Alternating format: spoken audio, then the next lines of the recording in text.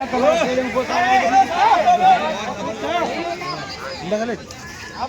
દિવસની નોટિસોથી 15 દિવસ થઈ ગયા. આપણે પૂરેપૂરી મહેનત કરી. હું તમારી સાથે અહીંયા આગળ આ ત્રીજી વખત આવ્યો છું. ધન્યવાદ તમને કહેવાય. પ્રયત્નો કર્યા કે મકાન નતું કે હજી પ્રયત્નો કર્યા, લિખિતમાં પણ આપ્યું છે. જે તૂટવાના જે નતું કે અથવા થોડી જગ્યા જોઈએ તો આગળનો ભાગ ભલે લઈ લે, પાછળ ખાલી ન કરાવે અથવા ખાલી કરાવે તો એક રહેવાની સગવડ કરી આપે. બરોબર.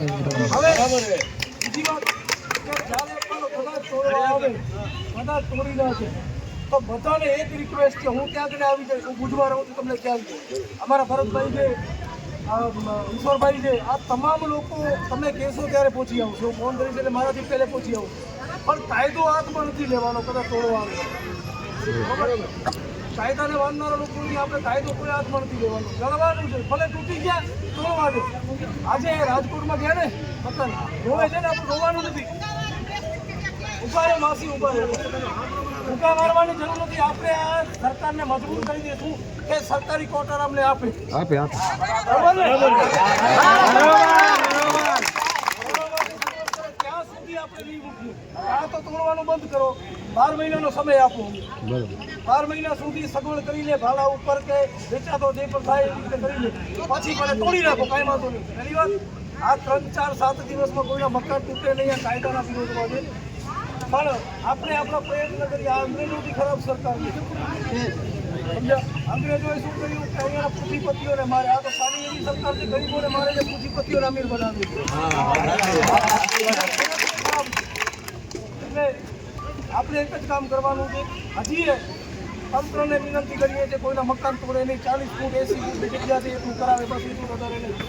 છતાંય તોડે છે તો આપણે ફરી પાછી રેડી કરવી હશે તો અહીંયા ઊભા રહેવું હશે તો હું આવીશ તમારી સાથે.